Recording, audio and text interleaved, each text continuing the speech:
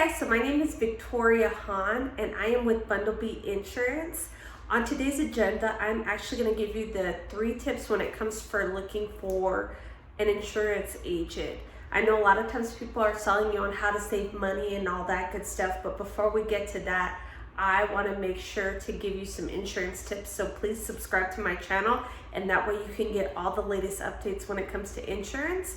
So back on to my 3 tips to finding a good agent. My first tip would be to ask around, ask your friends who they use for insurance, because you want to make sure that you go with a reliable source instead of just going online and finding the agent that's kind of down the street from you and you don't know who it is. The second one that I want to stress is when you find an insurance agent, to make sure they are licensed and they're knowledgeable about the coverages.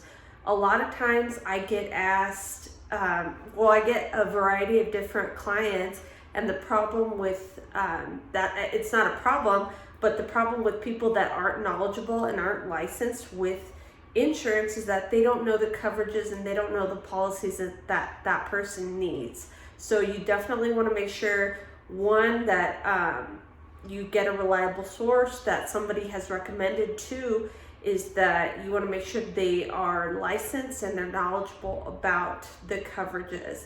The third one is that I highly recommend, if you're in Texas or New Mexico, give us a call, but if you're not, to definitely get an insurance brokerage. And the reason why you want to look at an insurance brokerage is you have Farmers, you have State Farm, you have Allstate, you have all these companies that only carry one coverage.